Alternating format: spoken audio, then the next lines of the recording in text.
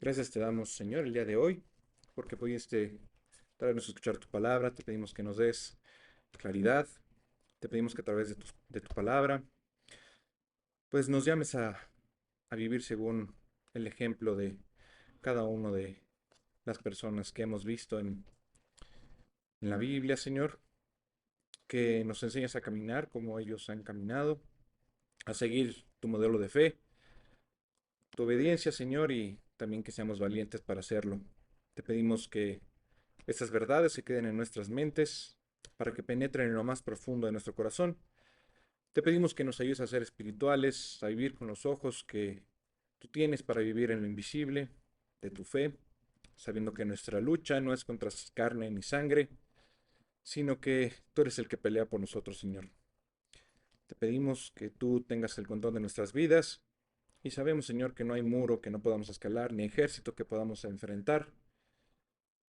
Y te pedimos, Señor, muy especialmente por Maru, Señor, por Memo, para que pues, tú los restablezcas y puedan estar con nosotros prontamente. Gracias por los que estamos aquí y todo te lo pedimos en el nombre poderoso de tu Hijo Jesús. Amén. Bueno, bueno,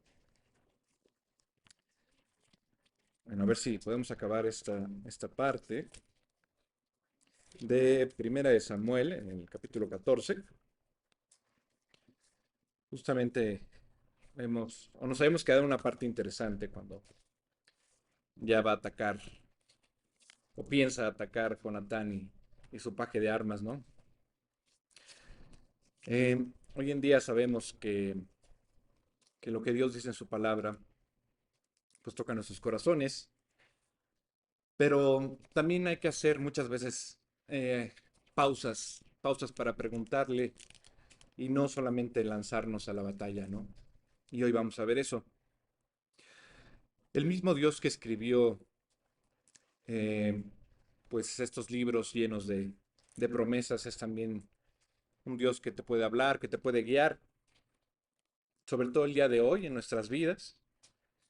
Y hoy vamos a ver y continuar esta historia de Jonatán, donde básicamente está diciendo, Señor, yo sé lo que eres capaz de hacer, pero necesito que me muestres cómo hacerlo, ¿no? Y justamente vimos como Jonatán le dice, ¿qué quieres que yo haga? ¿Será hoy el día que yo ataque? ¿Será mañana? ¿Debo ir solo?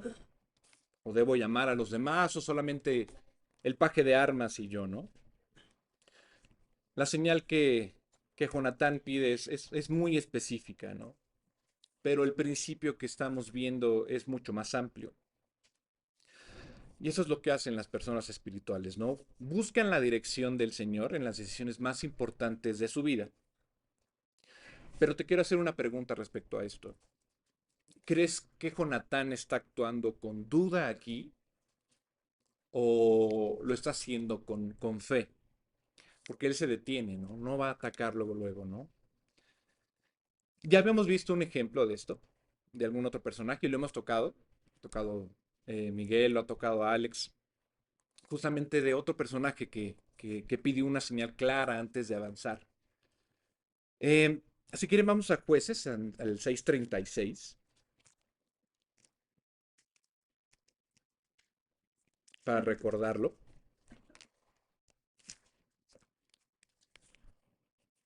Jueces 6:36 dice, y Gedeón dijo a Dios, si has de salvar a Israel por mi mano, como has dicho, y aquí yo pondré un vellón de lana en la era, y si el rocío estuviere con el vellón solamente quedando seca toda la tierra, toda la otra tierra, entonces entenderé que salvarás a Israel por mi mano, como lo has dicho, ¿no?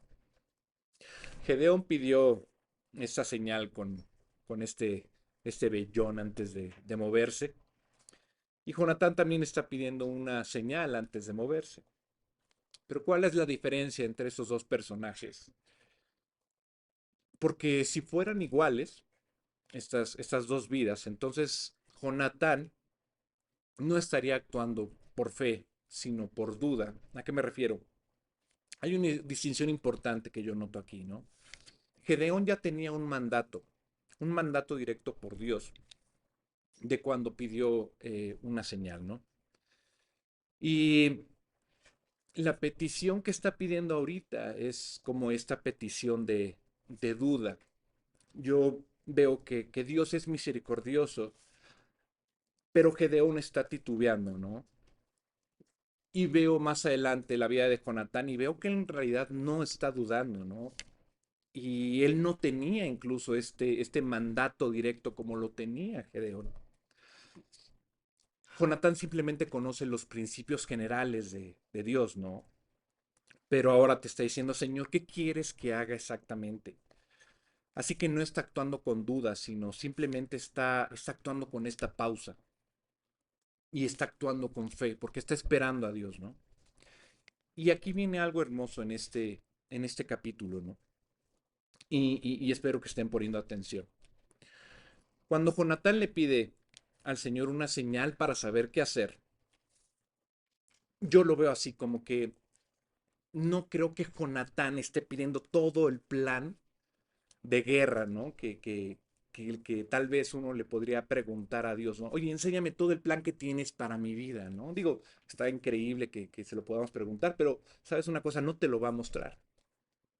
Pero Jonathan está diciendo, solamente quiero que me des el siguiente paso. Y entonces quiero que eso se quede el día de hoy con ustedes, que recuerden esto en su caminar con Dios cada día, ¿no?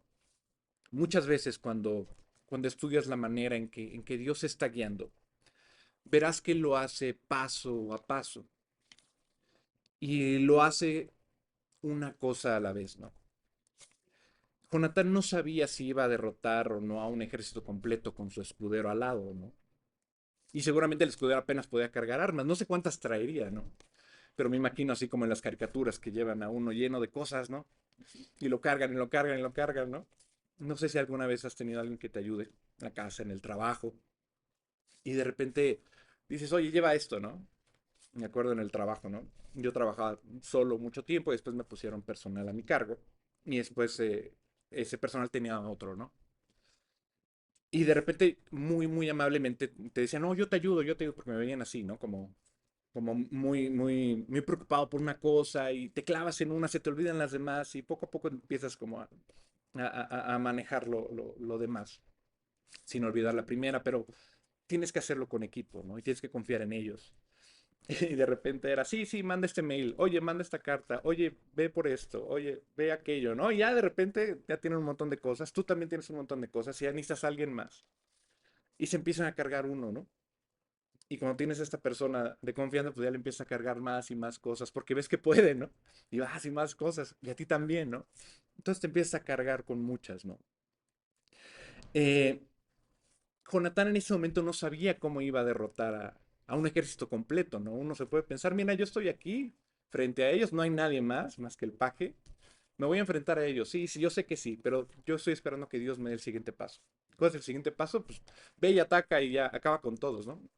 Jonatán no lo sabe, ¿no? Tal vez sí podía, tal vez no. Él confiaba en la palabra en que sí podía hacerlo. No necesitaba a nadie más que el poder de Dios. Eh, pero recuerden a este paje de armas, ¿no? Que es ya como el perchero humano, ¿no? Seguramente Jonatán le ponía más y más cosas. Llévate otra espada, ¿no? Y otro escudo, llévate otra espada, ¿no? Y cada vez más cargado, ¿no? Y Jonatán no sabía cómo se iba a desarrollar esa batalla, ¿no? Ya saben, uno tiene dos brazos, pues escudo y espada, dos espadas, dos escudos, no sabes, ¿no? Entonces ya las demás pues, sobran, ¿no? Pero yo estoy pensando cómo Jonatán le está diciendo a Dios, ¿no? Señor, ¿qué hacemos ahora, no? Dime cuál es el siguiente paso. Eh, yo quiero que no te frustres. Si has estado orando, a algunas personas les gusta o han ayunado, ¿no? Eh, pero sobre todo que estén buscando alguna dirección de Dios, ¿no? Pero de repente no reciben este mapa, este plan de Dios, ¿no? Y tal vez no lo reciben en los próximos 10 años. Pero si tú confías en Dios, Dios te lo va a dar. Dios te va a dar su plan. ¿Sabes por qué te lo va a dar? Pero con este periodo de tiempo tan largo, no te lo va a dar hoy, te lo va a dar poco a poco. Y te lo va a dar para que aprendas en Él, para que confíes en Él, para que confíes en su carácter en cada etapa de este camino, ¿no? Dios quiere que te apoyes en Él, en cada temporada, ¿no? Es como en las series, ¿no? Oye, ¿ya viste tal serie? No, pues no, no la he visto. ¿Cuántas temporadas son? No, pues son 20, ¿no? 20 y dices, no, pues son 20 años. Entonces, pues ya dices, no, pues cada temporada, ¿cuántos? No, pues 10 capítulos, ¿no? Cada uno de cuánto, no, pues de una hora, híjole, son 10 horas. Y algunos, ¿no? Así, son 20, son 10 horas. No, pues ya, todo el mes voy a estar en mi cama viendo la serie, ¿no? Pero no, no, Dios no te lo da así, ¿no? No te pone como Netflix todas las series y a todas las temporadas, ¿no? Va a ser poco a poco, me decía mi mamá, cuando estaban pequeñas con mis tías que veían de repente algún programa, ¿no? Y mi abuelo también estaba ahí pendiente, ¿no? Sobre todo cuando era de, de caballos y la vida, ¿no? En el campo. Y trataba de llegar mi abuelo a ver la serie con ellas, ¿no? Y de repente, no, pues ya se acabó, ¿no? Pues, ¿cuándo es el otro capítulo? No, pues hasta la semana que entra, ¿no? Híjole, no, pues quién sabe, a ver si la puedo ver, ¿no? Pero estaba así como pendiente, ¿no? De qué iba a pasar. Pero aquí es lo mismo, o sea, Dios quiere que te apoyes en Él en cada temporada que estás viviendo en ese plan, ¿no? Si Dios nos diera todo el plan desde el inicio, seguramente muchos de nosotros dejaríamos de buscar a Dios. Dice, ah, no, ya tengo el plan, ya, sí, sí, sí, Dios, ahorita checo a ver qué puedo adelantar, ¿no? Los premios, ¿no? Las recompensas seguramente es lo que adelantaríamos, ¿no? Pero Dios es muy celoso, dice la Biblia, ¿no? ¿De qué es celoso? Es celoso de nuestra comunión con Él. Y a veces nos oculta el futuro a propósito, para atraernos a Él, para que Él nos lo dé poco a poco, ¿no? Y para que lo consultemos constantemente.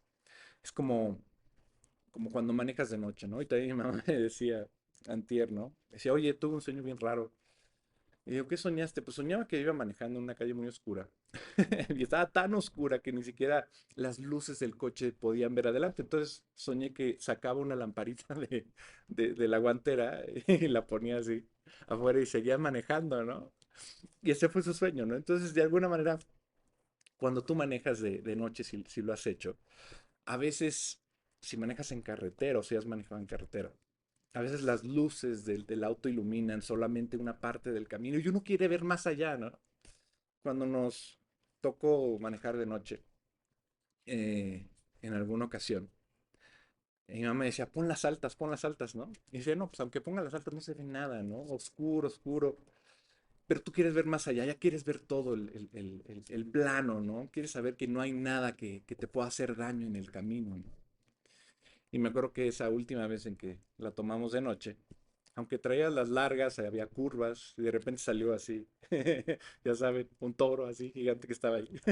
No, es así, pues, ya saben, el volantazo y demás. No había nadie, es lo bueno, no pasó nada, gracias a Dios. Pero tú querías ver eso desde antes, ¿no? Dice, ojalá no nos hubiera pasado nada, etcétera. Y lo quieres ver, ¿no? Pero a veces no está esa parte, nada más tienes que confiar en Dios, ¿no? Solo mantente en el camino, ¿no? En el carril que te toca, ¿no? ¿Y cuál es este carril? Eh, en Dios, en la fe, su voluntad. Y si estás en su voluntad, Él te va a dirigir perfectamente bien. Jonatán está esperando al Señor en este momento, ¿no? Y luego, ¿qué va a pasar? Leemos la señal que se cumple.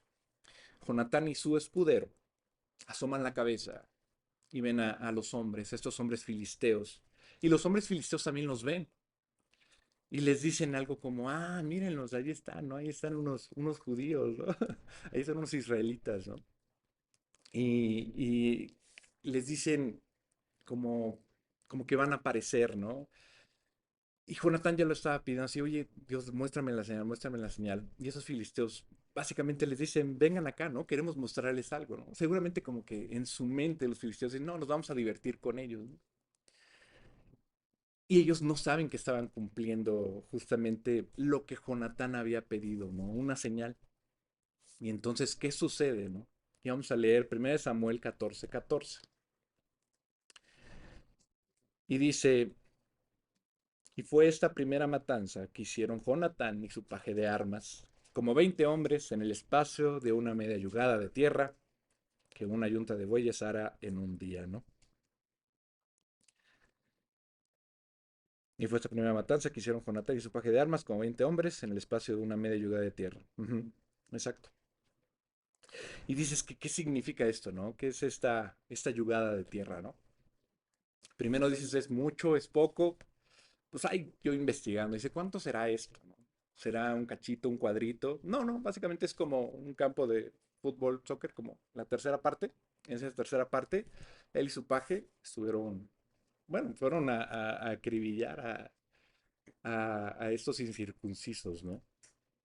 Y en el 15 dice, y hubo pánico en el campamento y por el campo, y entre toda la gente de la guarnición y los que habían ido a merodear, también ellos tuvieron pánico, y la tierra tembló.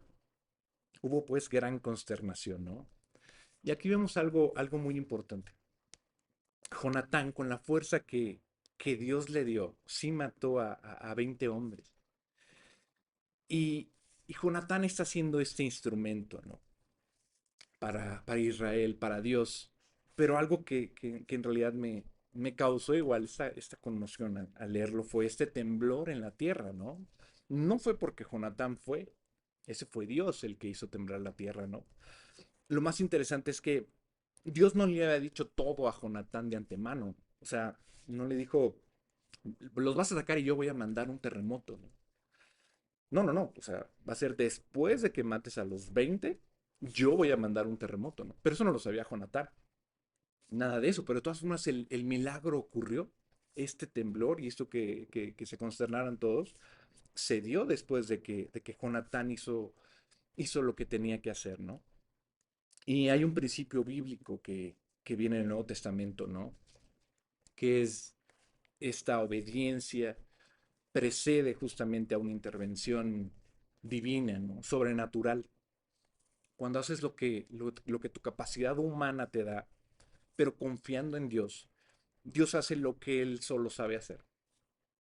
Que es mostrarse de esta manera poderosa, ¿no?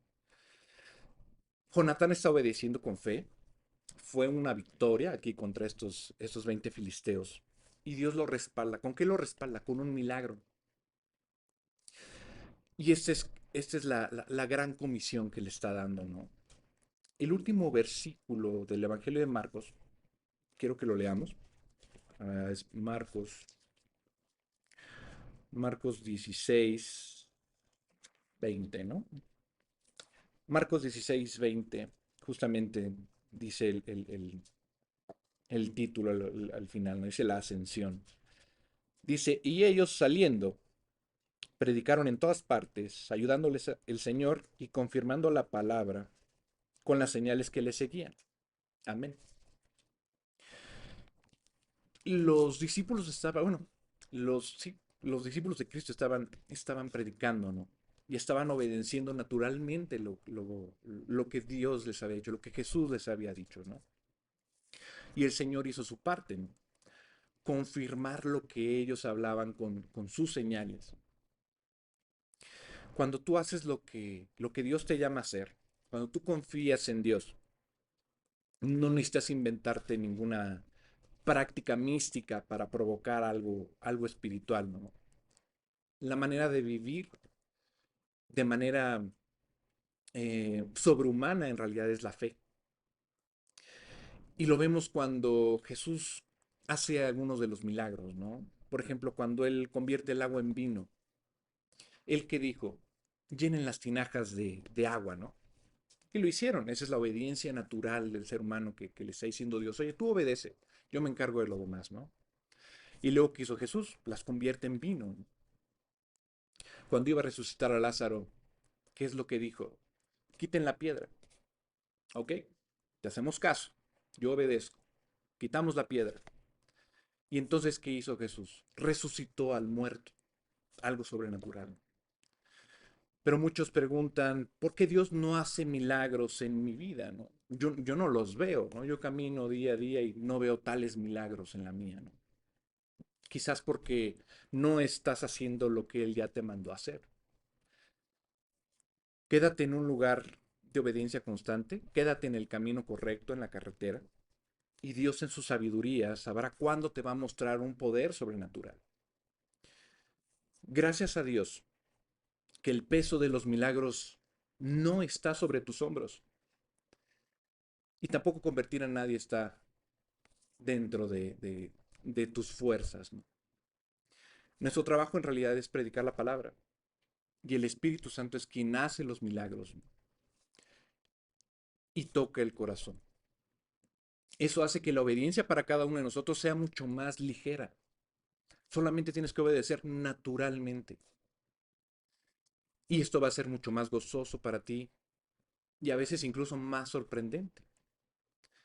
Estoy seguro de que Jonatán queda impactado al sentir temblar la tierra después de que mató a estos 20 filisteos, ¿no?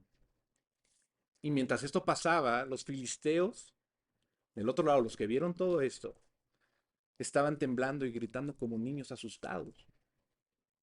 Y luego leemos lo siguiente. Primera de Samuel 14, 16 y 17. Y los centinelas de Saúl vieron desde Gabá de Benjamín cómo la multitud estaba turbada e iba de un lado a otro y era deshecha. Entonces Saúl dijo al pueblo que estaba con él, pasad ahora revista y ved quién se haya ido de los nuestros.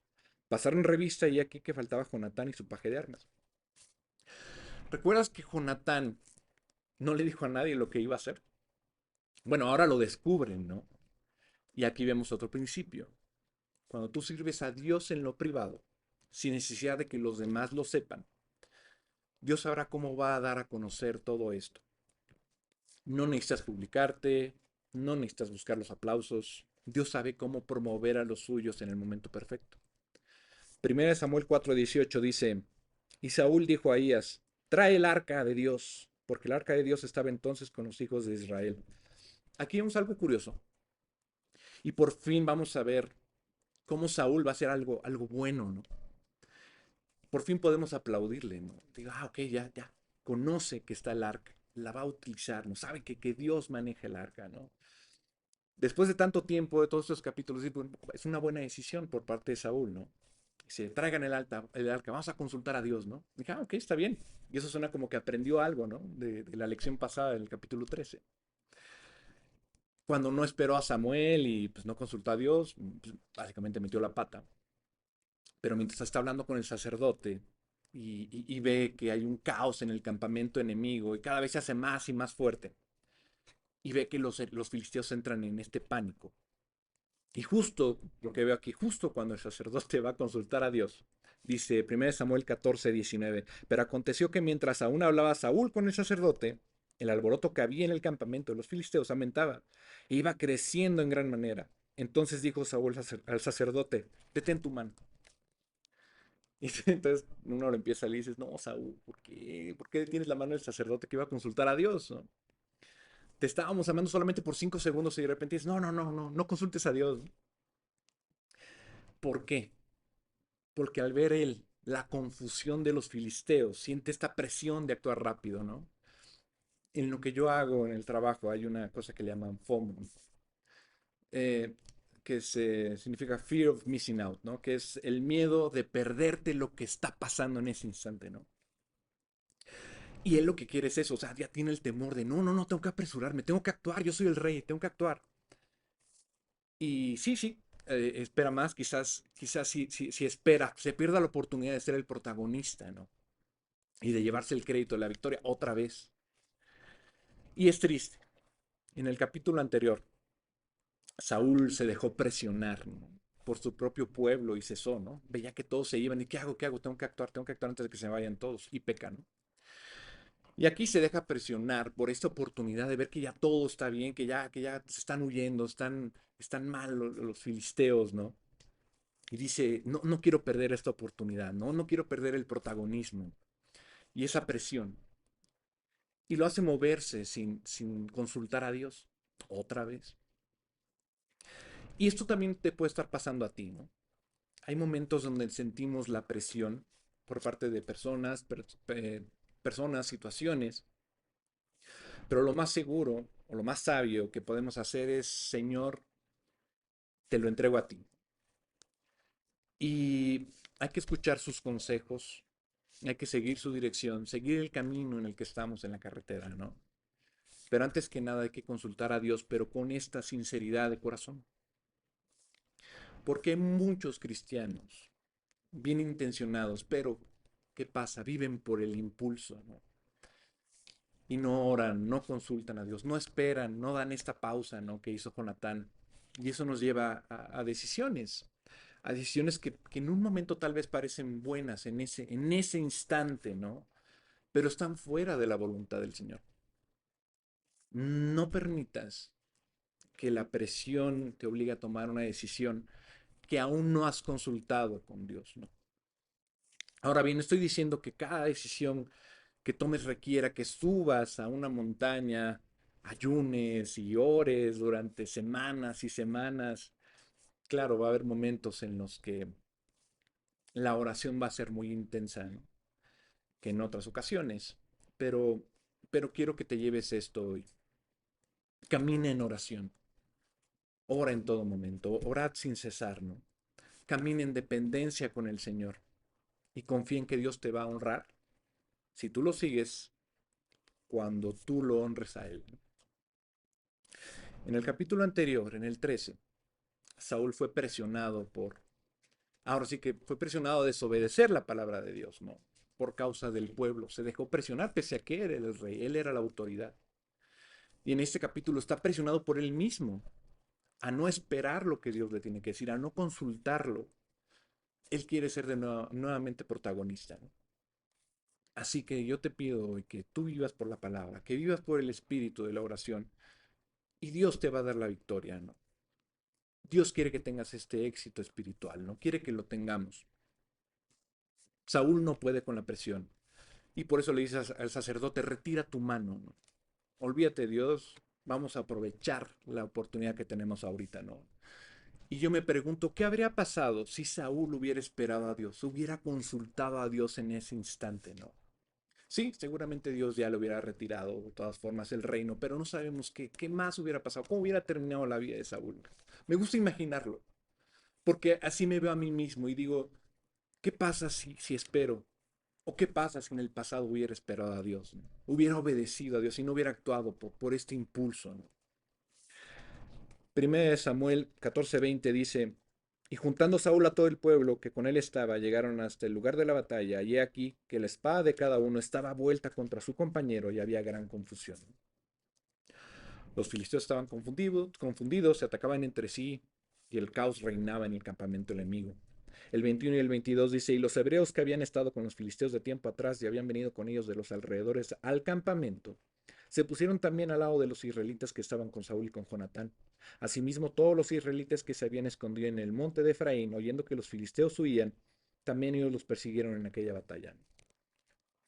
Vemos dos grupos. Los hebreos estaban en el campamento enemigo, quizás como prisioneros o quizás como aliados, y vemos a los otros que se habían confundido, perdón, que se habían escondido. Y les voy a dejar eso de tarea.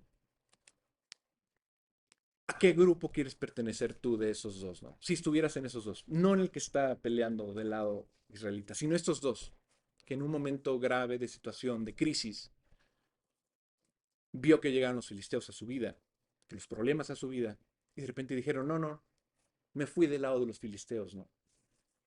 Que te vayas del lado enemigo. O te dio miedo y te escondiste. ¿Cuál serías tú si ves que Dios llega con una solución? Quiero que se queden con esta tarea y si la próxima vez puedo preguntarles a alguien, me gustaría que alguien me compartiera y me dijera, oye, sí llegó el problema en mi vida. Y yo sinceramente fui de los que se unieron, que no creo que nadie lo diga, o fui de los que en realidad se escondieron. Por el otro lado, si eres de los de obediencia y eres del lado de Jonatán que esperó a Dios, también compártelo, si quieres, ¿no? Si no, yo les comparto la mía. Bueno, aquí lo dejo. Muchas gracias. Acuérdense de la tarea. Bueno, ahora nosotros vamos a ver un nuevo estudio que se llama El servicio a Cristo. Vamos a iniciar leyendo Hebreos 10, 26 y 27, que dice así. Esa es en la versión NTV.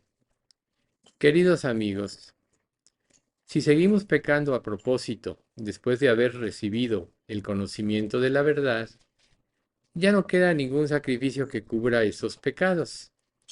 Solo queda la terrible expectativa del juicio de Dios y el fuego violento que consumirá a sus enemigos. Este pasaje habla para incrédulos, pero también para creyentes en parte, porque Dios a través de su palabra pues, nos ha venido revelando a través del tiempo, a través de los años, lo que es su voluntad.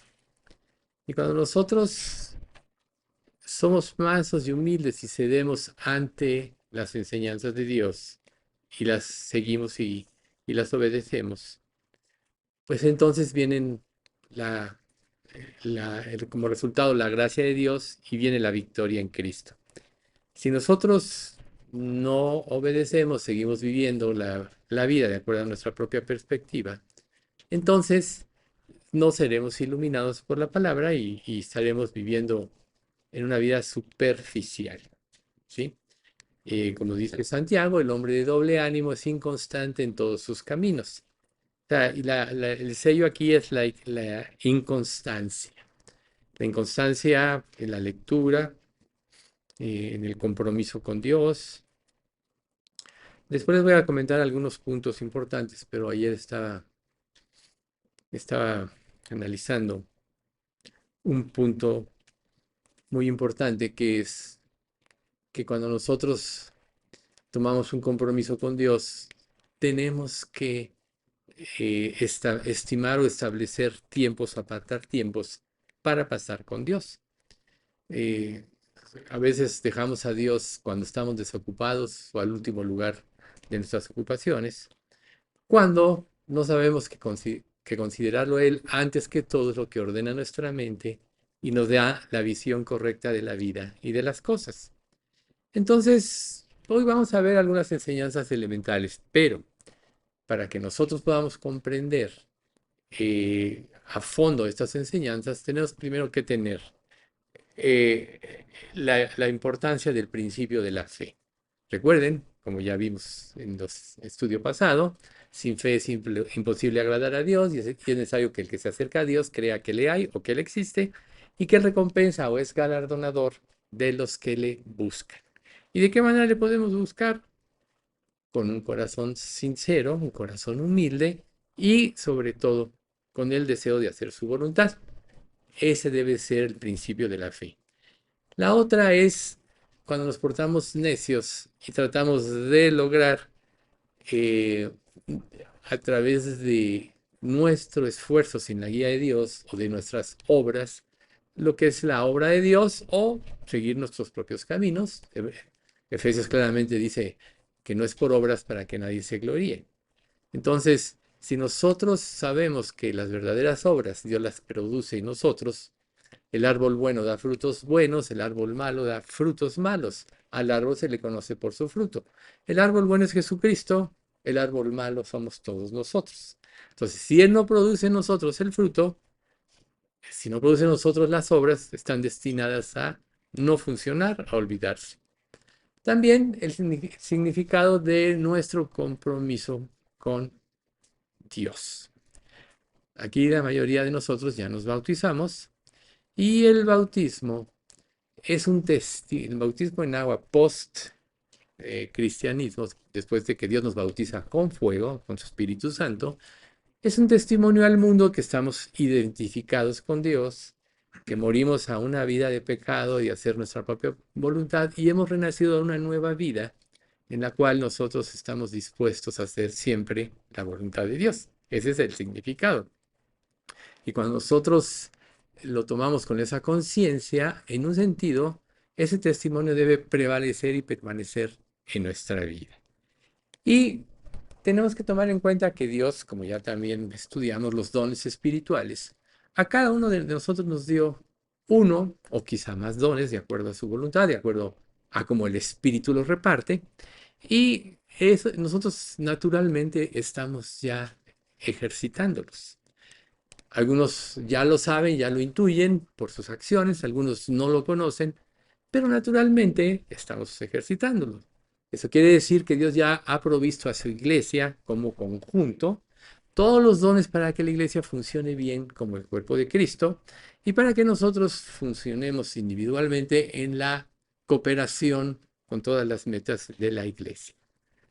Otro aspecto muy importante es la victoria de la resurrección. que Dios, al haber resucitado, tuvo victoria sobre el pecado, sobre la muerte, y resucitó para darnos una nueva vida. Y eso también ya lo estudiamos. Si nosotros vivimos en el poder de la resurrección, entonces será el poder de Dios el que rija nuestra vida y será ahí donde podremos cumplir y enfrentar cualquier tipo de reto, solucionar cualquier tipo de presiones y siempre voltearemos hacia Dios y seguiremos sus principios. La última recomendación es que estemos conscientes de la realidad de la vida eterna. Recuerden, también hemos mencionado eso, que es tener la mente del reino. Este mundo nos jala hacia su sistema de pensamiento, donde prevalece el egoísmo, la autosuficiencia, el menosprecio a los demás.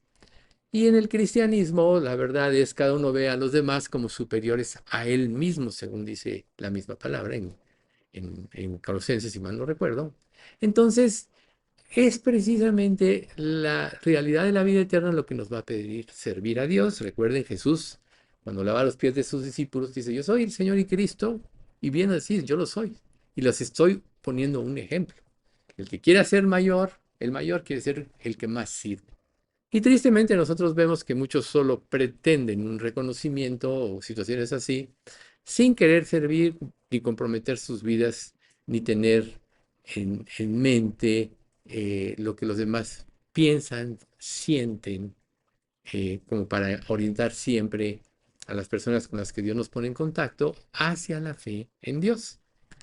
Entonces, una vez comprendido o concientizado lo que tiene que haber en nuestra vida, es ahí donde nosotros podemos poner nuestra vida al servicio de Dios. Ahí es donde verdaderamente vamos a poder servir. Porque si no tenemos todos estos elementos y queremos servir, lo más probable es que cometamos muchos errores, inclusive endurezcamos a personas y todo quede frustrado. Pero Dios quiere que nosotros, y para eso dejó a cada creyente en este mundo y el conjunto de creyentes a su iglesia, para dar testimonio al mundo de lo que Él es. Un creyente o una iglesia que no tiene como objetivo dar el testimonio al mundo de Cristo, su poder, su resurrección y la salvación, o sea, el Evangelio, es una iglesia que no va a prosperar. ¿Por qué? Porque la gente se va a confundir. De por sí ya tenemos muchos problemas, porque en cualquier diálogo cada uno tiene una estructura de mente y piensa en lo que su imaginación o su mente le está diciendo, y muchas veces es difícil relacionarnos con los demás. Por eso es que Jesús pone el ejemplo de la parábola de la higuera que se seca. Dice Mateo 21 del 18 al 22. Por la mañana, cuando Jesús regresaba a Jerusalén, tuvo hambre y vio que había una higuera junto al camino. Se acercó para ver si tenía higos, pero solo había hojas. Entonces dijo, que jamás vuelva a dar fruto. De inmediato la higuera se marchitó. Al ver eso, los discípulos quedaron asombrados y le preguntaron, ¿cómo se marchitó tan rápido la higuera? Entonces Jesús les digo la verdad, si tienen fe y no dudan, pueden hacer cosas como esa, y mucho más. Hasta pueden decirle a esta montaña, levántate y échate al mar, y sucederá. Ustedes pueden orar por cualquier cosa, y si tienen fe, la recibirán. ¿Cuál era la característica de esta higuera?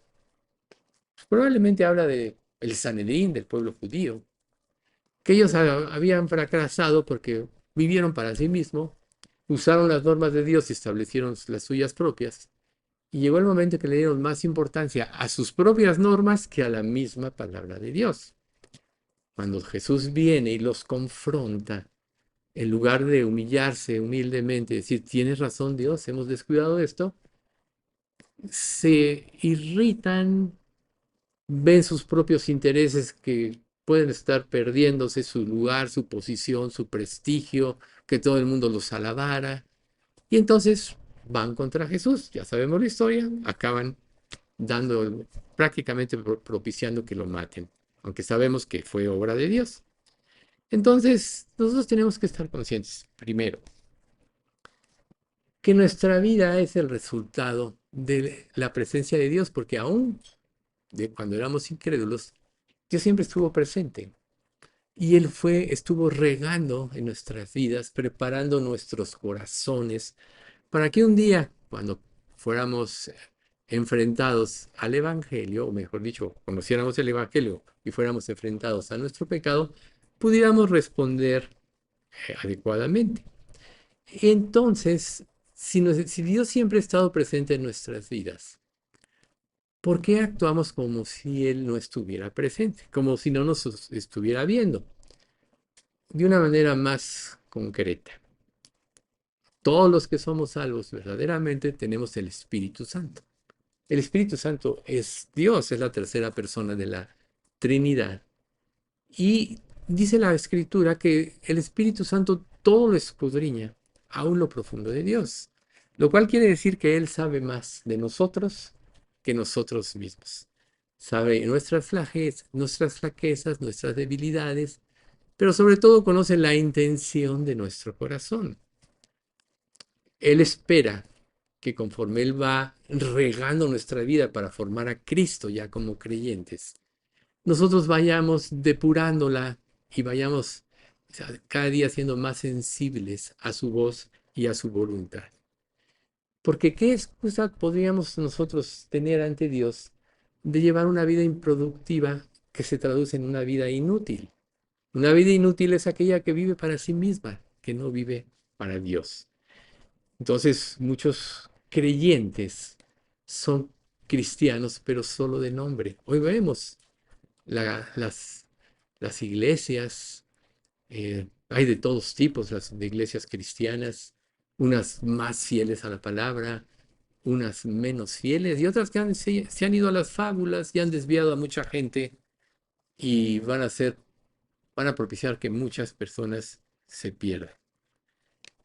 Por lo que nosotros tenemos que asegurarnos para saber que estamos en el camino correcto, que nuestra vida produzca fruto. Volvemos a la idea de la enseñanza de la higuera. Jesús viene y tiene hambre. Dios se presenta en nuestras vidas anhelando una respuesta, anhelando de nosotros una actitud correcta hacia Él. Y cuando Él se presenta a nuestra vida y respondemos, Él nos ilumina con su palabra, nos ilumina con sus enseñanzas, nos da su paz, nos da su gozo. Y eso es lo que Jesús espera. Pero cuando se presenta ante la vida de un creyente y no hay fruto, el creyente vive para sí mismo, solo hay dos razones. O no es salvo, o vive una vida superficial, o sea, es un creyente de doble ánimo. Por eso es tan importante, antes de cualquier estudio, de cualquier enseñanza que se pueda presentar, afirmarnos en la verdad.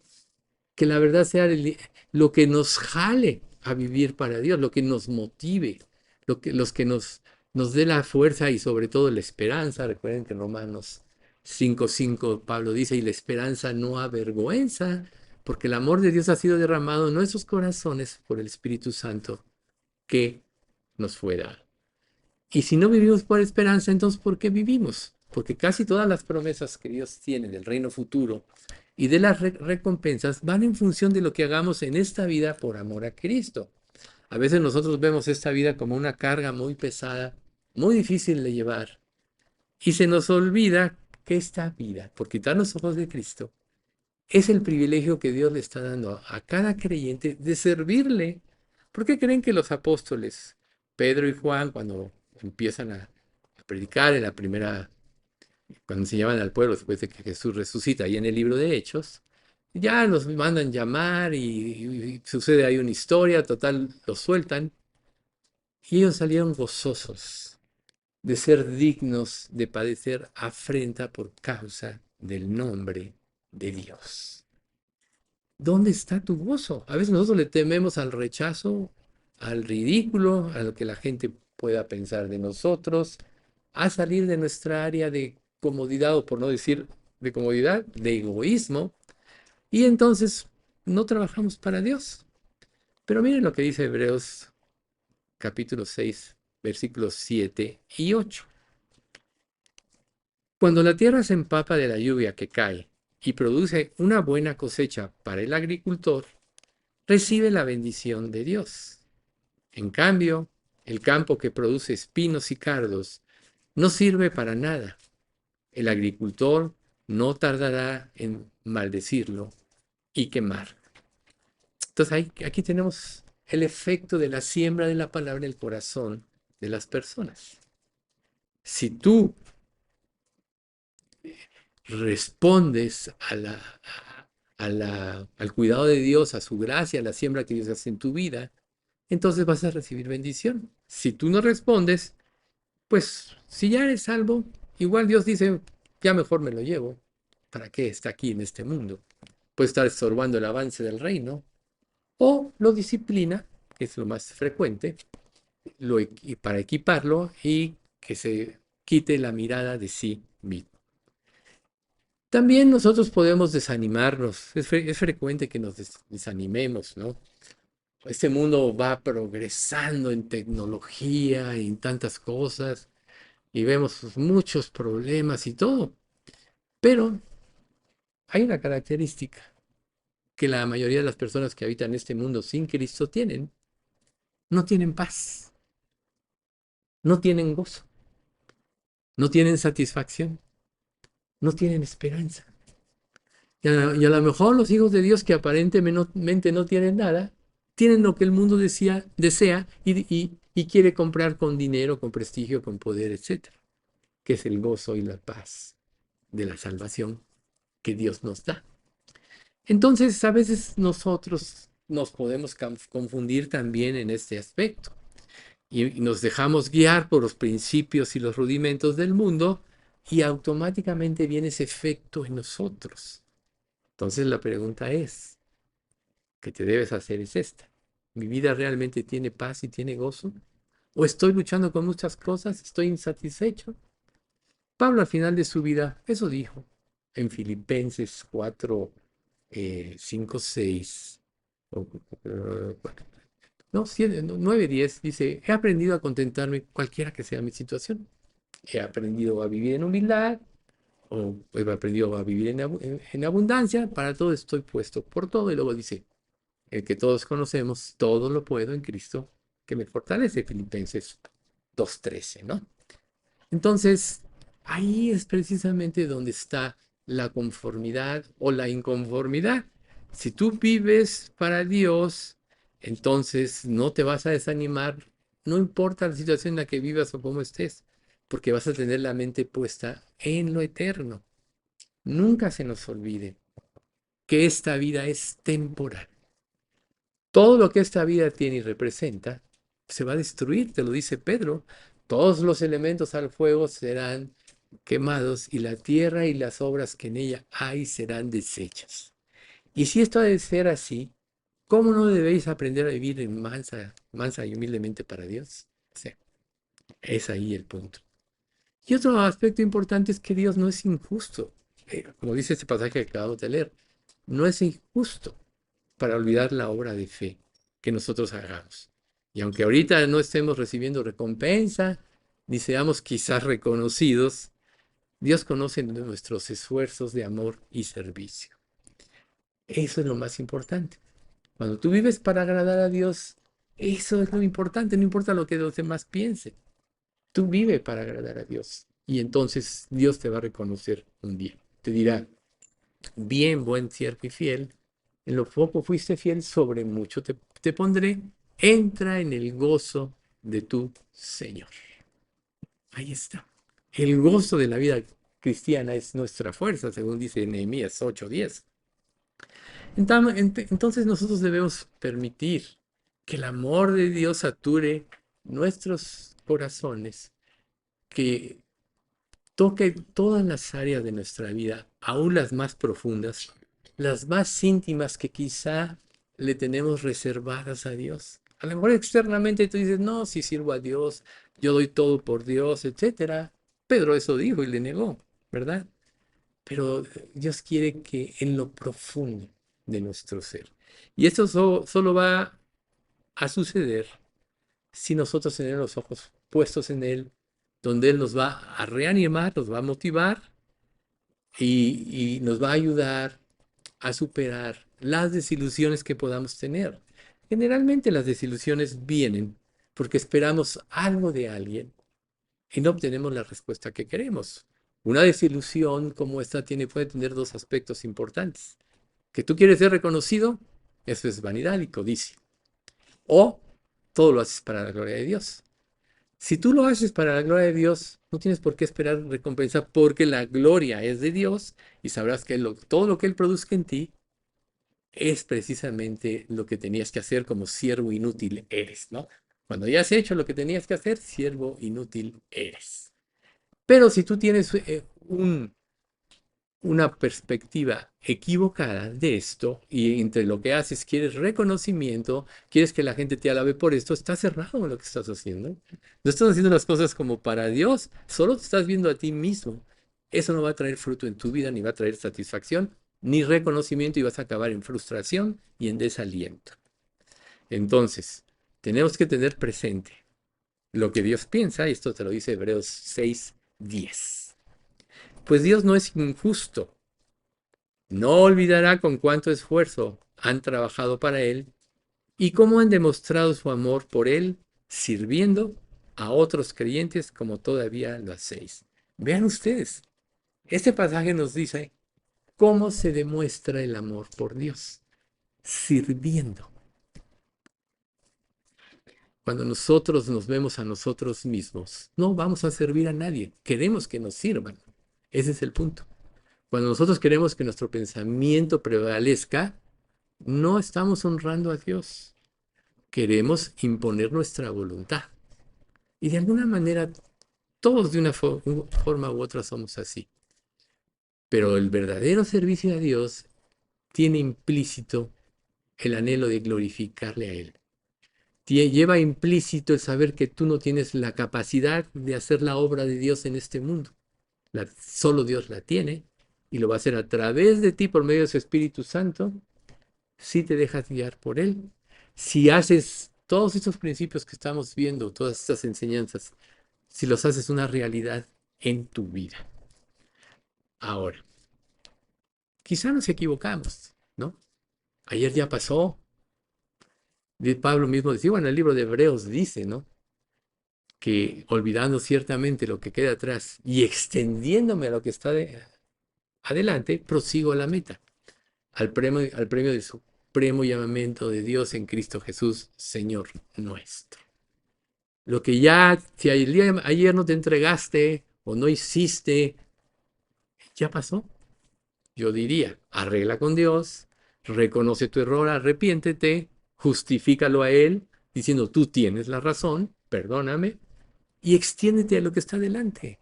Ninguno de nosotros sabe cuánto tiempo va a vivir.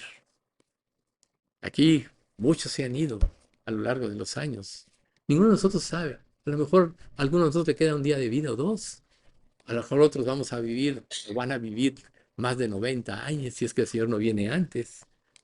Pero lo importante es saber el objetivo por el cual nos tiene en este mundo. Y que mientras Dios nos tenga en este mundo, nos da la oportunidad de servirle. Por tanto, cuando tú concientizas la grandeza del sacrificio de Cristo, ese deseo surge del interior tuyo. Servirle y glorificarle. Cuando no, cuando vives para ti mismo, pretendes glorificarte a ti y vas a correr el riesgo de aún pretender robarle la gloria a Dios. Pero Dios tiene principios. Dios promete cosas, ¿no? El que comenzó en vosotros la buena obra la perfeccionará hasta el día de Jesucristo, como dice Filipenses 1:6. Entonces debemos tener esperanza. La esperanza impide que los creyentes no volvamos perezosos o no le hallemos sentido a nuestra vida. Nuestra vida tiene un propósito. Si no, ¿no creen ustedes que al recibir a Cristo, Dios diría, ¿para qué los dejo seguir sufriendo en este mundo con tantas adversidades, cuerpos afectados por el pecado que se van deteriorando y un día van a morir? ¿Por qué los dejo sufrir? Nos convertiríamos y nos llevaría al cielo, ¿verdad? Pero si nos deja en este mundo, quiere decir que hay algo más grande.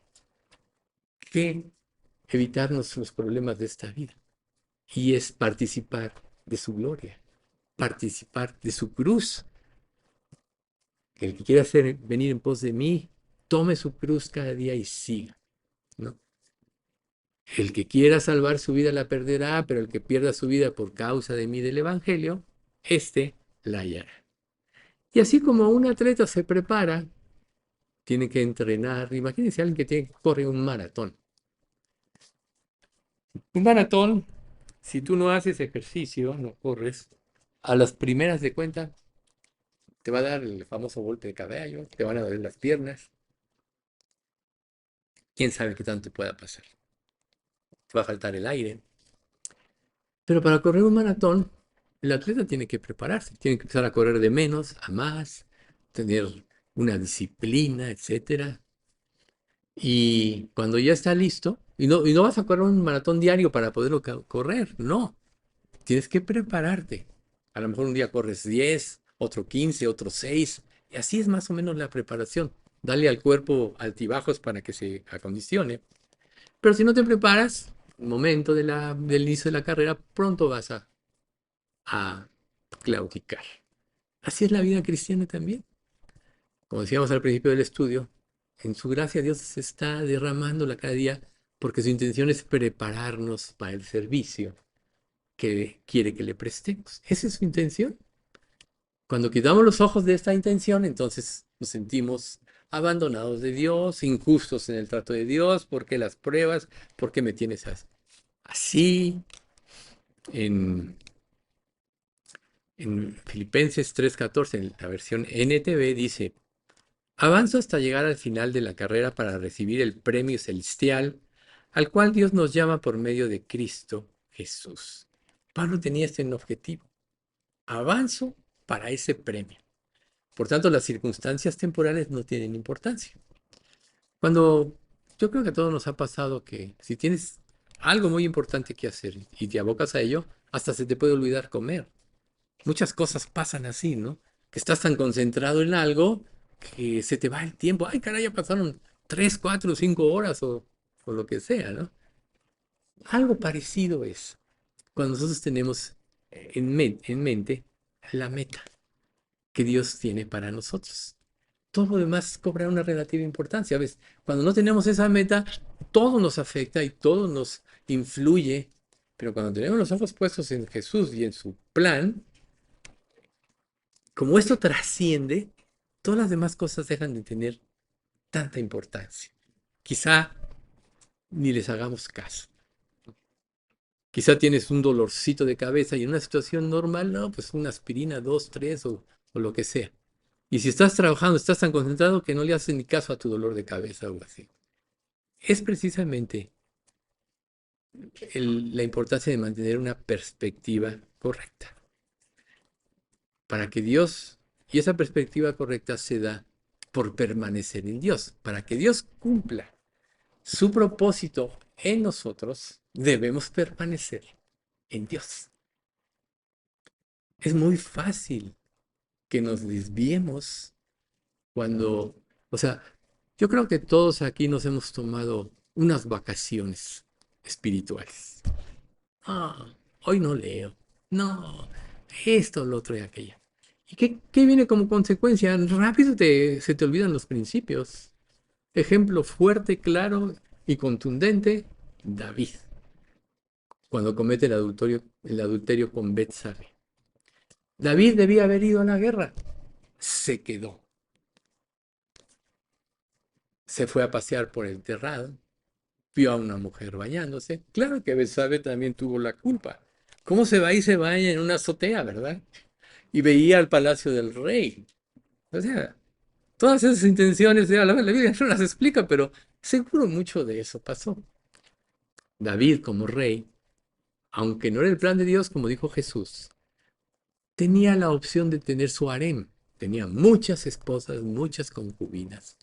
Entonces ve a esa mujer, le atrae sobremanera, manda a decir quién es ella y le dicen, es la mujer de uno de tus 30 valientes, Urías el Eteo. O sea, ya decir que era casada ya imposible. Si hubiera sido soltera a lo mejor, pues bueno, una más en el harem, ¿verdad? No, era casado. Pero además era uno de los siervos que habían dado su vida por él. Esto es lo que pasa cuando quitamos los ojos de Dios, cuando nos tomamos nuestras vacaciones. Tenemos que ser alimentados por Dios cada día para que nuestra mente se limpie de todas cosas. De sí, todos sabemos que tenemos en nuestra mente muchos ataques, muchos pensamientos, que muchas veces a través de la oración y de muchas cosas podemos resistir, pero ahí están y al rato vuelven. A lo mejor pediste a Dios por algo y ya tuviste la victoria y ya dijiste esto, ya pasó, ¿no? Al rato vuelve, ¿no? Recuerden cuando después de que Jesús pasa la tentación en el desierto, después de ayunar 40 días y 40 noches y tiene la victoria, dice, y Satanás le dejó por un tiempo. O sea, él va a estar insistiendo y Dios permite que él actúe para que se defina lo que hay en nosotros. O sea, realmente Dios nos hace un favor en ese aspecto. De otra manera, no sería. La prueba de ello es como al final del milenio, donde tiene una relación con Dios después de 1000 años del reinado de Cristo en la tierra y todo prospera, Dios tiene que soltar a Satanás para que se manifieste quién realmente creyó, quién no.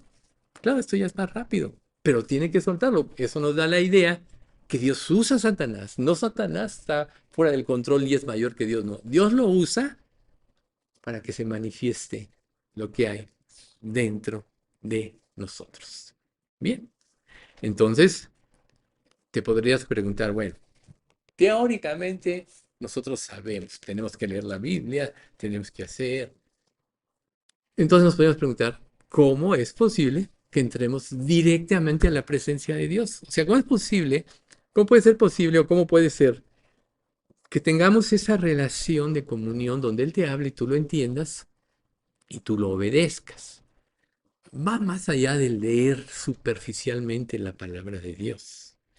Necesita la palabra de Dios tomar vida.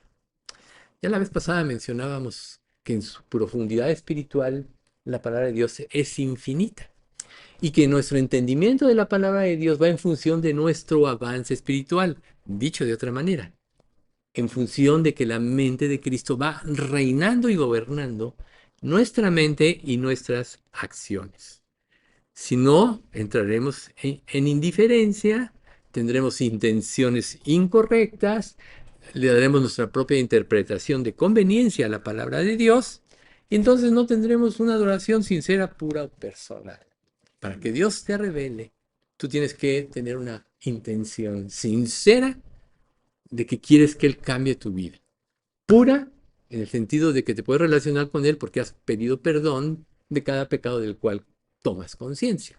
Recuerden, si confesamos nuestros pecados, Él es fiel y justo para perdonar nuestros pecados. Y esa última frase, y limpiarnos de toda maldad. Esta última frase dice que cualquier pecado en nuestras vidas genera maldad. Y la maldad genera más pecados. Pecado añade pecado. Por tanto, es importante esa limpieza. Pero para detectar exactamente el grado de pecado que hay en nosotros, necesitamos la palabra de Dios, que nos haga ver cómo Dios nos ve y no como nosotros nos queremos ver a nosotros mismos. Recuerden, lo hemos dicho, cada uno de nosotros es el héroe de la escena. No me comprendieron, no dijeron, yo soy así, tiene que ser de esta manera. O sea, así somos todos naturalmente. Somos los héroes de la escena. Hasta que llega Cristo y te muestra lo que tú eres. Y es cuando Él empieza a ser el héroe de la escena en nuestras vidas.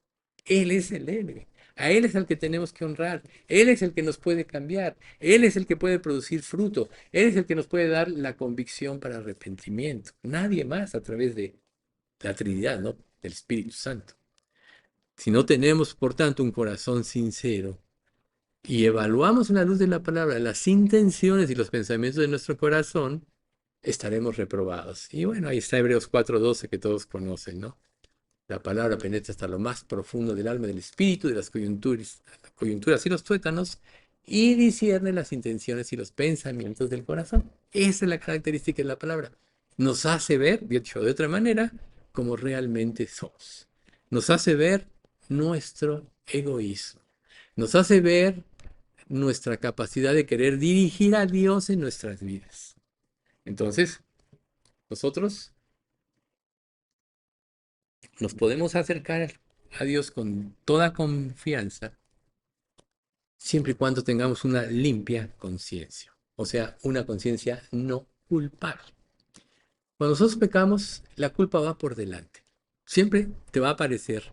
Pues podrás pensar lo que quieras, pero ahí aparece, pero tú hiciste esto, pero no te has arrepentido de esto, pero sigues en esto. Y a veces estamos luchando con todo esto, pero en realidad Dios quiere sinceridad. Toda la obra Él hace. Dios quiere sinceridad.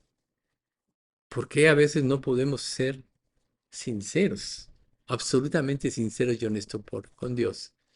Porque no queremos todavía entregarle plenamente el control de nuestra vida. Y Jesús te dice, te promete, Juan 16:24, hasta ahora nada habéis pedido en mi nombre. Pedid y recibiréis para que vuestro gozo sea cumplido. Esto quiere decir que con sinceridad y con el deseo de cambiar o que de que Él te cambie, mejor dicho, tú tienes que pedirle. Pero si le pides sin ese deseo, sino que más bien Dios acomode las cosas de acuerdo a lo que tú piensas, nunca te va a responder. Por eso a veces dices, bueno, está esta promesa que pide y recibe, y yo pido y no recibo. ¿Por qué? Porque no estás pidiendo correctamente, porque no estás dispuesto a hacer una petición a Dios. Siempre tienes que estar dispuesto a abandonar todo aquello que tiene un valor para tu vida, que se opone a que hagas la voluntad de Dios. Ya vimos también el estudio de la idolatría. Ídolo es todo lo que se antepone a Dios y te jala, porque te promete satisfacción sin compromiso. Por eso son tan populares los ídolos. Por eso sigue la idolatría reinando.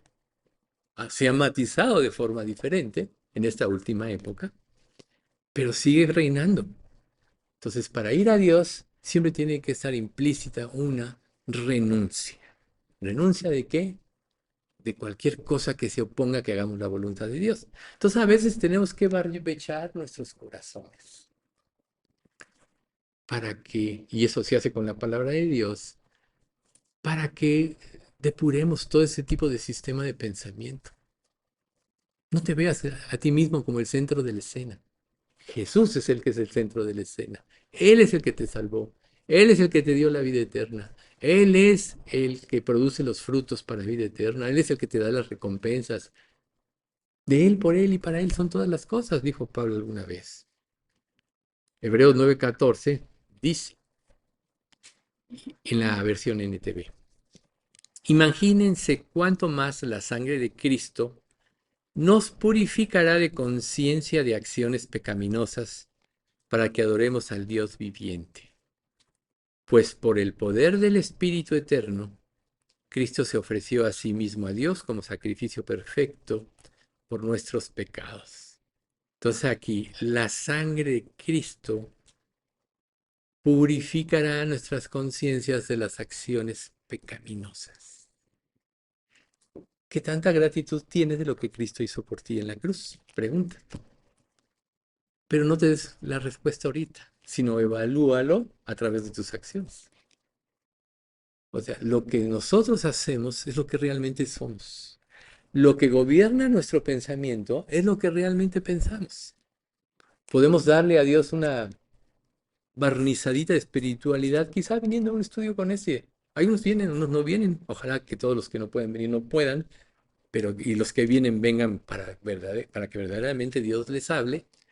Pero si este es un compromiso religioso para calmar tu conciencia, malo es. No va a producir el fruto que debe ser. Aquí tenemos que venir a que Dios nos hable al corazón con el deseo de que nos transforme. Si no es así, de nada nos sirve. Entonces, con una conciencia limpia, o sea, cuanto más la sangre de Cristo purificará vuestras conciencias de obras muertas, con una conciencia limpia es como te puedes relacionar con Dios. Por eso siempre, previamente, tenemos que hacer un análisis de nuestra vida. ¿Quieres hablar con Dios? Primero haz un análisis de tu vida y ven qué estás fallando, ve qué tendencias tienes. Hay cosas en muchos de nosotros, yo diría en todos, que son repetitivas en nuestra vida a, la luz a través de los años. Ahí estamos, sobre lo mismo, sobre lo mismo, sobre lo mismo. ¿Por qué no lo superamos? porque realmente no lo hemos querido entregar. Lo que tú entregas lo superas porque cambia tu mente. Lo que no entregas es porque no quieres cambiar. Tienes ese ídolo que te hace sentir satisfacción, te hace sentir bienestar. Es un engaño de Satanás. Satanás vive engañando de esta manera.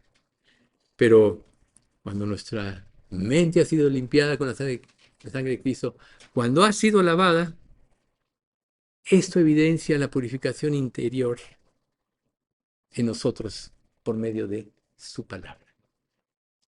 Purificación. Sed santos porque yo soy santo, dice Dios. Purificación.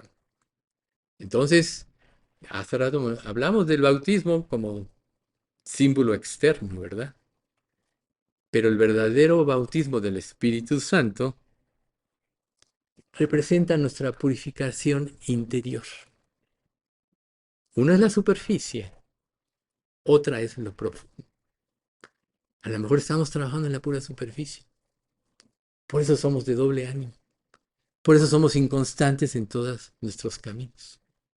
Pero la purificación interior, que es la que Dios quiere hacer en nosotros a través de nuestra disposición y entrega y de su palabra, verdaderamente nos limpia del pecado. Tenemos que pensar como Cristo piensa. Tenemos que anhelar lo que Él anhelaba. Él siempre quiso obedecer a Dios, por eso nunca pecó. Tenemos que hacerlo de esa manera. Hebreos 10:23, NTV. Mantengámonos firmes sin titubear en la esperanza que afirmamos, porque se puede confiar en que Dios cumplirá su promesa. Tienes una esperanza verdadera, mantente firme en ella y vive por ello. La esperanza cambia tu mente. Si sabes que un día vas a estar con el Señor, no veas las cosas del momento en esta vida. Más bien, piensa, ¿cómo me voy a presentar delante de Dios el día de mañana? Hace rato que Mauricio hablaba de la planeación. Esta es la verdadera planeación. ¿Cómo me voy a presentar delante de Dios el día de mañana? Recuerden lo que dice el final de Juan, primera de Juan 2. Y ahora, hijitos míos, 2:21-22, permaneced en Él, para que cuando se manifieste tengamos confianza, para que en su venida no nos alejemos de Él avergonzados.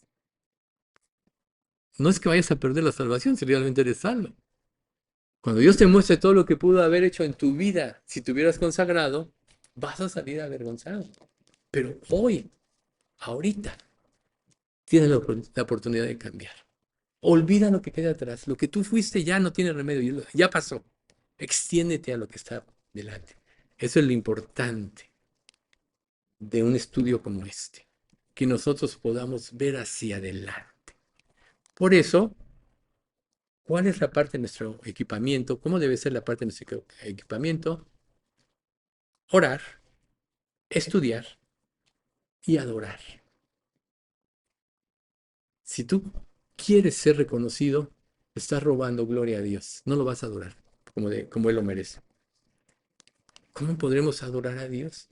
Cuando tenemos una verdadera adoración, todo lo demás deja de tener importancia en nuestra vida. Lo único que importa es que queremos hacer su voluntad. ¿Sí? Él quiere dar testimonio al mundo por medio de nosotros, de su iglesia. Esa fue la comisión. Tenemos ya el ejemplo de Israel, ya fracasó. Yo he tenido oportunidad, ya creo que les había comentado, de hablar últimamente con muchos judíos. ¿Y saben qué? Son ignorantes. No conocen de fondo la palabra, pero son incrédulos también. Israel fracasó. Por eso Dios le dio la salvación a los gentiles y formó su iglesia. Y la iglesia, en términos generales, está fracasando. ¿De cuáles vas a ser tú? ¿De cuáles vas a ser tú? ¿De la verdadera religión que adora a Dios? O a lo mejor te importa los números. Una vez, hace muchos años, ya se murió este señor, le testifiqué y me preguntó, ¿cuántos son en su iglesia? ¿Cuántos? Así. Y después me enteré que se fue al Opus Dei. Al Opus Dei. O sea, Le interesaban los números, le interesaba el prestigio. Ahorita vemos que hubo cambio de papa, ¿no? Y todo el mundo le rinde. Y este hombre, esta religión es la peor de todas, porque da una falsa esperanza a las personas. Ah, pero el mundo lo venera porque es famoso. Aún de muchas religiones han ido a felicitar. Nuestra propia presidenta, ¿no? Bien. Pero Dios nos encomendó a nosotros, como fieles creyentes, como una iglesia fiel, a hacer su obra. Y te lo dice 1 de Pedro 2:9. Se los voy a decir en la NTV. Luego reviso las versiones. La mejor es la 60, porque es la más textual de las que son al español. Pero a veces hay algunos pasajes que son ilustrativos. Pero ustedes no son así, 1 de Pedro 2:9, porque son un pueblo elegido. Son sacerdotes del rey, una nación santa, posesión exclusiva de Dios. Por eso pueden mostrar a otros la bondad de Dios, pues Él los ha llamado a salir de la oscuridad y entrar en su luz maravillosa, ¿no? La versión 60, sois linaje escogido, real sacerdocio, nación santa, pueblo adquirido por Dios. Pero a mí me llamó la atención esto, ¿no? Somos sacerdotes del rey. Somos una nación de su exclusiva posesión, ¿sí? Y para mostrar las bondades de Dios, para iluminar a la gente. Pero para que tú puedas transmitir la verdad, primero tienes que creer. Eso decía un judío. Cuando tú vas a leer la Biblia, claro, no es salvo ese judío, nada más da principios del judaísmo, pero me llamó la atención y lo vi tantito. Cuando tú realmente quieres, tienes que compenetrarte en las palabras, tienes que ir más para allá y tienes que prepararte, decía él, porque son de los que estudian 8 horas diarias y, y tú, la pura Torah, ¿no? Etcétera. Pero bueno, pero me llamó la atención, tienes que compenetrar. Tienes que ir tras las líneas que se ven aparentemente. Y tienes razón. La palabra de Dios, como decíamos, tiene una profundidad infinita. Y si Dios nos ha encomendado como creyentes y como iglesia para cumplir este trabajo, lo vamos a hacer en todos lados. En casa, quizá vayas al súper. El otro día me vi con un cliente en un lugar, en un Sanborns, y llegó a la cita, estaba yo esperando al cliente y veo que una mesera toma su propina y se persina, ¿no? Casi muchos lo hacen así, es la primera propina. Y también tuve oportunidad con otro señor hace poco. Pero entonces la llamé y le dije, oiga, con todo respeto quisiera decirle algo. Dios va más allá de un acto ritual. Dije, Dios quiere que usted reconozca realmente su pecado y ponga su fe en Cristo. Y eso va por sobre las religiones. Búsquelo de esa manera. No era mi mesera, solo iba pasando. Digo, espero le sirva esto, pero busque. Y me lo agradeció de veras así, con toda sinceridad, ¿no? Entonces, donde tú estés, ahí está la gente, tú puedes. Dios te puede dar sabiduría. Porque hay quien se puede enojar, porque no pudo haber hecho usted, ¿por qué se mete en mi vida? Ni me conoce, ¿por qué me critica? Hay gente que sí responde así, pero también hay gente que responde adecuadamente, como esta persona, ¿no? Entonces, ahí están las oportunidades, en todos los medios donde estamos. En un señor que limpia carros, en un señor que lleva los bultos, etcétera, están ahí. Y en los señores de un buen nivel socioeconómico. Entonces, si nosotros claramente le estamos acercando a los últimos tiempos, tenemos que llenarnos de valor. ¿Qué valor el que Dios nos da? Ahí está el ejemplo de Jonathan, ¿no? Y poner manos a su obra. Tenemos que pedirle a Dios valor, ¿sí? No importa cuáles sean las dificultades que estemos enfrentando en nuestra vida o cuán frustrante sea la situación de nuestra labor en que vivimos. El Espíritu de Dios está con nosotros. Y donde estamos, todo tiene un propósito. Dios ha elegido a su iglesia para llevar a cabo su obra por medio de sus hijos. Llegará el tiempo, en el libro del Apocalipsis, donde los ángeles predicarán el Evangelio. Pero ahorita, y ni así van a creer, ¿eh? Muchos.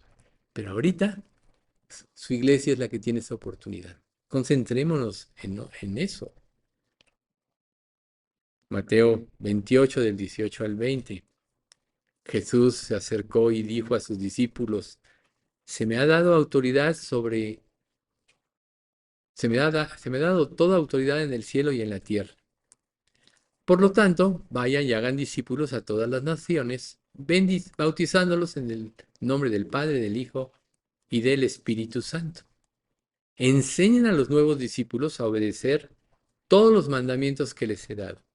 Y tengan por seguro esto, que estoy con ustedes siempre, hasta el fin de los tiempos. Enseñen. Pero ¿cómo vas a enseñar si no cumples? ¿Cómo vas a transmitir la vida de Cristo si no la vives? Ese es el reto para nosotros. Dios se encargará de proveer los recursos necesarios si de corazón hablas, si de corazón le sigues, para que su obra se cumpla. ¿Y cómo ve Dios a los que cumplen? Qué hermosos son sobre los montes los pies del mensajero que trae buenas noticias. Buenas noticias de paz y de salvación. Las noticias de que el Dios de Israel reina. Fíjense cómo Dios lo ve. Qué hermosos son sobre los montes los pies del mensajero que predique el Evangelio. Y a lo mejor estás concentrado en otras cosas, estás perdiendo esto que Dios dice. ¿No debería ser esto nuestra prioridad? Dios quiere manos dispuestas para continuar con su obra de evangelización. Dios ha fijado los tiempos y las sazones que en su potestad Él designó. Si estamos aquí, es porque todavía hay un propósito. Quitemos nuestra mente de lo temporal y vayamos a lo eterno. Dejemos el pecado, las actitudes egoístas, que producen como resultado manchas en todo lo que tocan. El pecado nos mancha y las obras, cuando estamos en pecado, manchan todo lo que tocan. ¿Qué tanto te importan los demás? Piénsalo. ¿Te estás viendo solo a ti mismo? ¿Estás sumergido en los afanes de la vida y eso te impide ver las necesidades de los demás? Quizá no te has identificado con Cristo lo suficiente y todavía no aprendes a ver cómo Él ve. Como decíamos hace rato, tenemos que desarrollar la mente de Cristo para ver cómo Él ve. Juan 3, 20 y 21 dice, porque todo aquel que hace lo malo aborrece la luz y no viene a la luz, para que sus obras no sean reprendidas.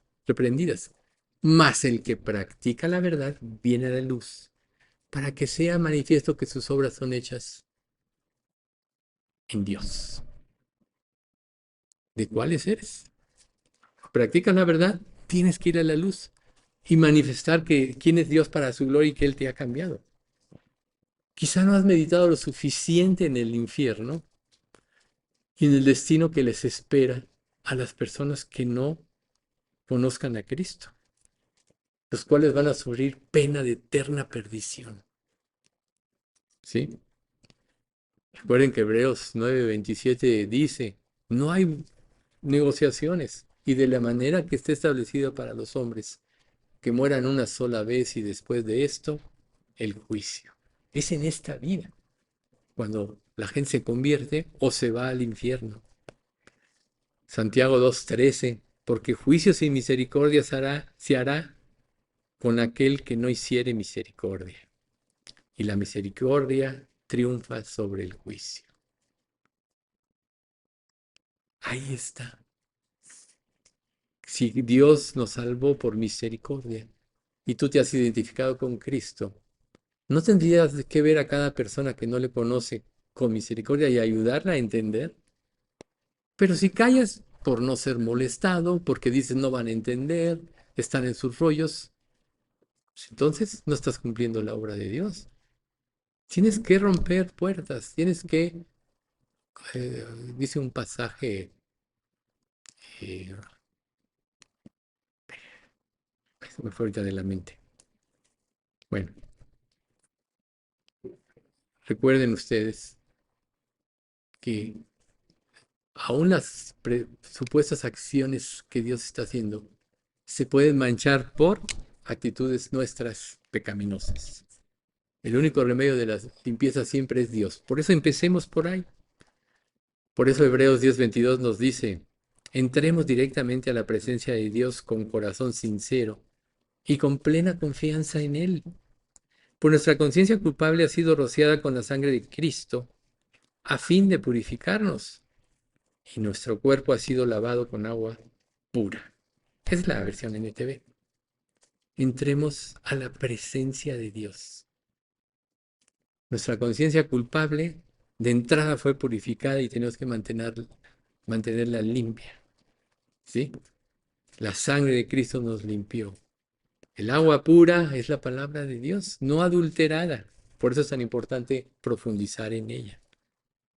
Pidámosle a Dios que nos dé una verdadera fe para poder vivir en el poder de Dios, haciendo a un lado nuestros intereses egoístas. Esteban así vivía y puso en jaque a todos los judíos cuando lo llaman a testificar.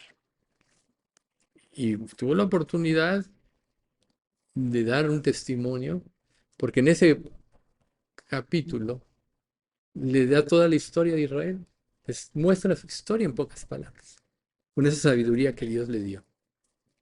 Por tanto, pedirle a Dios sabiduría, como dice Santiago 1:6, ¿no? Si alguno de vosotros tiene falta de sabiduría, pídele a Dios, el cual da a todos abundante y sin reproche y le será dada.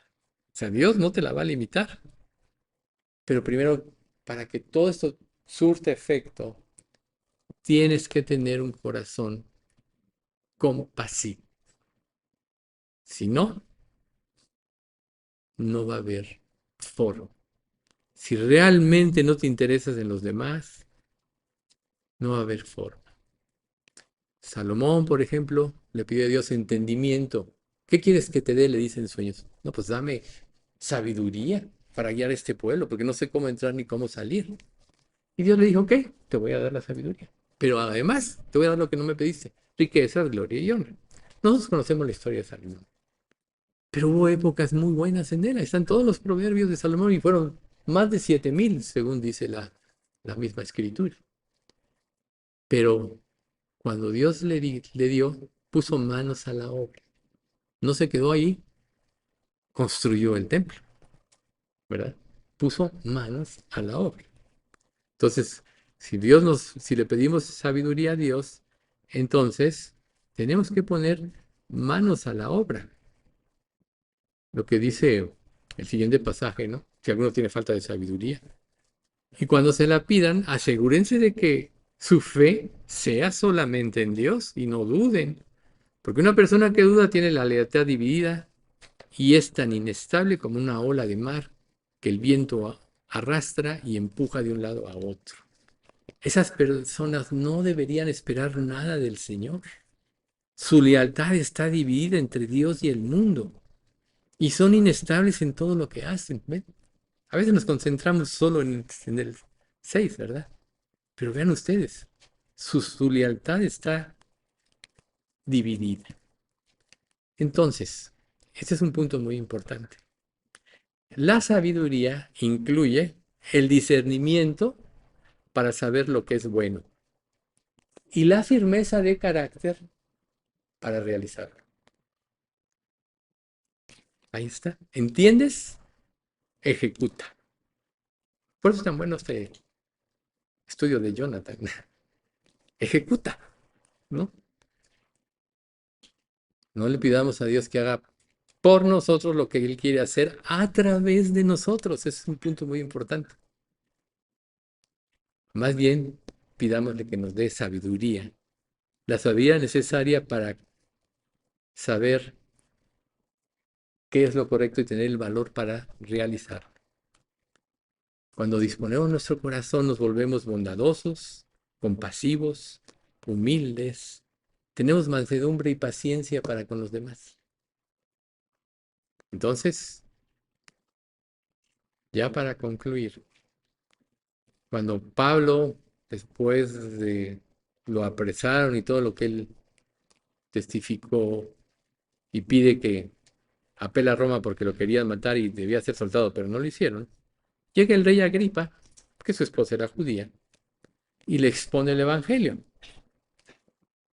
Y entonces él le dice, Pablo, por poco me persuades a ser cristiano. Y Pablo dijo, quisiera Dios que por poco o por mucho, no solamente tú, sino también todos los que hoy me oyen, fuesen hechos tal cual yo soy, excepto estas cadenas. Aquí tomemos en cuenta una cosa, estaba en peligro la libertad de Pablo. Pudieron haberle dado la libertad, pero él decidió más bien ser fiel al Evangelio. No se vio a sí mismo ahí. Vio la necesidad de este rey y de todos los anteriores con los cuales él habló en todo este proceso. Entonces, él se interesaba más por la salvación de estos desconocidos que por su propia libertad. Pidámosle a Dios que nos dé ese deseo ardiente de ver a otros llegar a Cristo. No hay mayor tesoro ni mayor satisfacción. Solo piensa en esto. Cada persona a la cual Dios convenza por medio de ti como instrumento para que se convierta a Cristo, la vas a ver durante toda la eternidad, en el cielo. ¡Qué mayor satisfacción! Y debemos de aprender a poner nuestros problemas en segundo plano. No es lo más importante. Lo importante es la obra de Dios, que es la que va a trascender a la eternidad. Cuando logres hacer esto en tu vida, entonces probablemente puedas ser un instrumento que Dios use grandemente. Vamos a dar gracias. Padre, te agradecemos mucho por este estudio, por estos estudios, Señor. Sin duda alguna, cada vez tú tienes algo que decirnos. Permite que todas estas enseñanzas cobren vida dentro de nosotros y generen una convicción que nos lleve a seguir los principios que hoy aprendimos. Padre, los ponemos en tus manos porque no hay una cosa más grande en la vida por qué vivir y por qué luchar que trabajar para tu obra, que trabajar para glorificarte. Permite, Padre, que tanto en lo individual, así como que como iglesia, podamos glorificarte, Señor, y te pedimos que tú nos uses mucho y que también traigas personas que estén dispuestas a dar tu vida por ti aquí.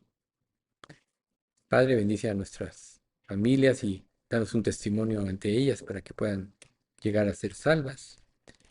Y trae salud, Señor, a toda nuestra comunidad. Te pedimos todo esto en nombre de Cristo Jesús. Amén.